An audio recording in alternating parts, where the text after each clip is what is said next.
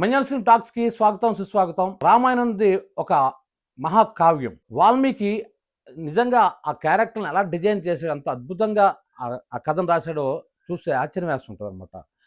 ఎందుకంటే నాస్తికులకైనా సరే రామాయణం ఇష్టమే, మహాభారతం ఇష్టమే. నేను నాస్తికుడినే, కానీ నాకు రామాయణ మహాభారతం ఇష్టం. అది అంతవరకు నిజమా అబద్ధమా జరిగిందా లేదా అన్న టాపిక్ ఇప్పుడు నేను ఎత్తటం లేదు. కాకపోతే అదొక కావ్యంగా తీసుకుంటే మాత్రం అద్భుతమైన కావ్యం. నేను అంటానన్నమాట, నిజం చెప్పాలంటే ఈ ప్రపంచంలో అద్భుతమైన రచయితలు ఇద్దరే ఉన్నారంట. ఒకటి వాల్మీకి, రెండు వ్యాసుడు. అంటే రామాయణం రాసినటువంటి వాల్మీకి, మహాభారతం రాసిన వ్యాసుడు అంతకంటే గొప్ప రచయితలు మాత్రం ప్రపంచం మొత్తంలో ఉంటారని నేను అనుకోవటం లేదు. ఎందుకంటే ఇప్పుడు మనం చాలా సినిమాలు చూస్తున్నాం. ఈ సినిమాల కథలన్నీ ఎక్కడో ఒక దగ్గర రామాయణానికో మహాభారతానికో అందులోంచి తీసుకున్న స్టోరీ. వీళ్ళు తెలియకుండా కూడా కొన్ని క్యారెక్టర్స్, అంటే నిజానికి భారతం అంత డీప్గా వెళ్ళకపోయిన డైరెక్టర్ కావచ్చు, లేదా లేదంటే రామాయణాన్ని అంత డీప్గా తెలియనటువంటి డైరెక్టర్లు కావచ్చు, వాళ్ళు రాసుకున్న కథలో వాళ్ళ మట్టుకు వాళ్ళు ఇండివిజువల్ రాసుకున్న కథలు కూడా ఎక్కడో ఒక లింక్ అనేది మహాభారతానికో రామాయణకో ఎక్కడో ఉంటుంది అనమాట. అంటే ఈ రెండు రామాయణ మహాభారతాలు కానిటువంటి కొత్త కథ మనం సృష్టించడం చాలా కష్టం. నాకు ఈ క్యారెక్టర్లు, అంటే రామాయణంలో ప్రతి క్యారెక్టర్ కూడా నాకు ఇష్టమే, బాగుంటాయి.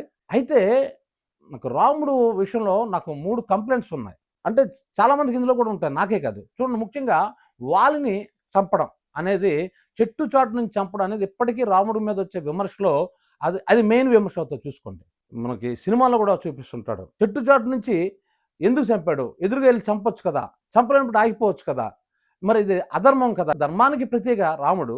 మరి అటువంటి రాముడు ఎందుకు ఈ అధర్మాన్ని చేశాడు అన్నది కూడా చాలా మందికి ఈ విషయంలో మింగుడు పడదు, రాముడు తాలూకు క్యారెక్టర్. కానీ ఇక్కడ సమస్య ఏంటి అంటే, వాలి సుగ్రీవుడు అన్నదమ్ములు. సుగ్రీవుడు అన్నయ్య, వాళ్ళ తమ్ముడు.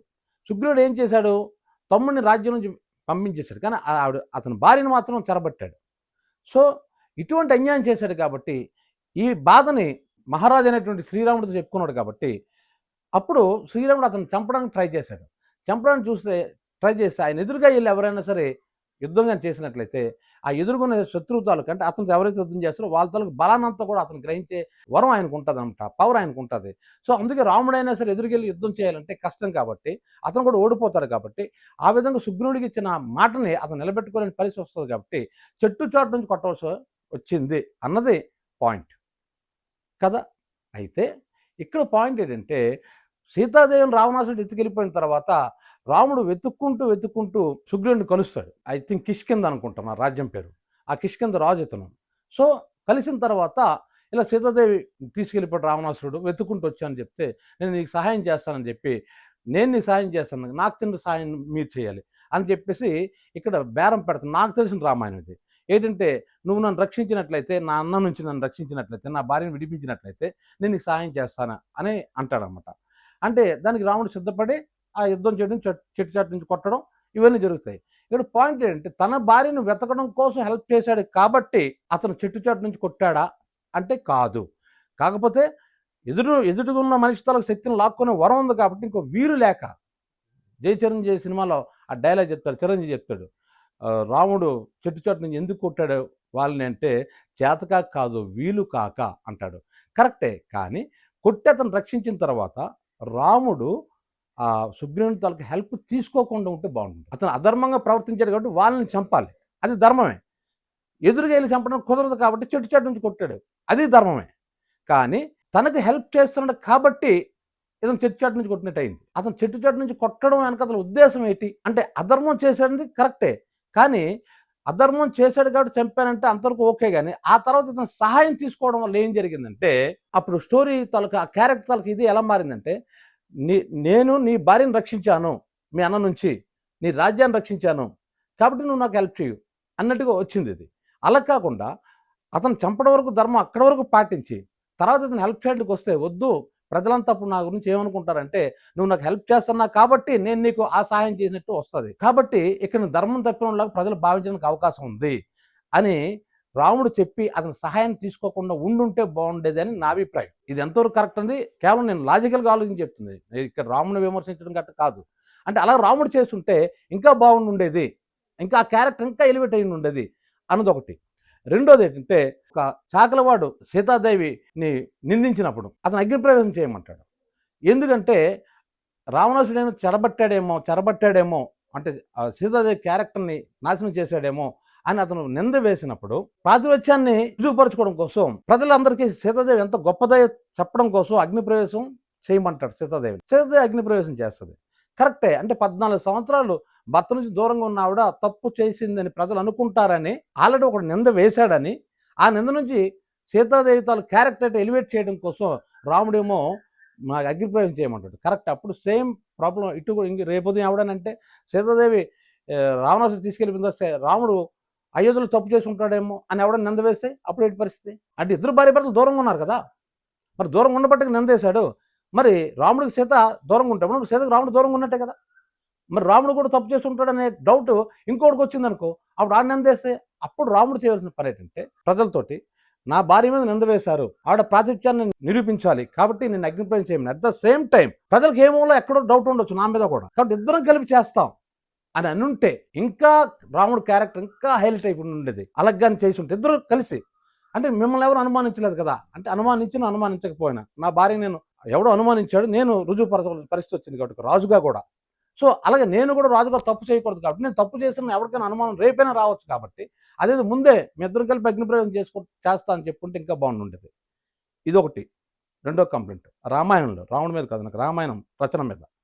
నెక్స్ట్ మూడోది ఏంటంటే సంభోగుని వధిస్తాడు రాముడు.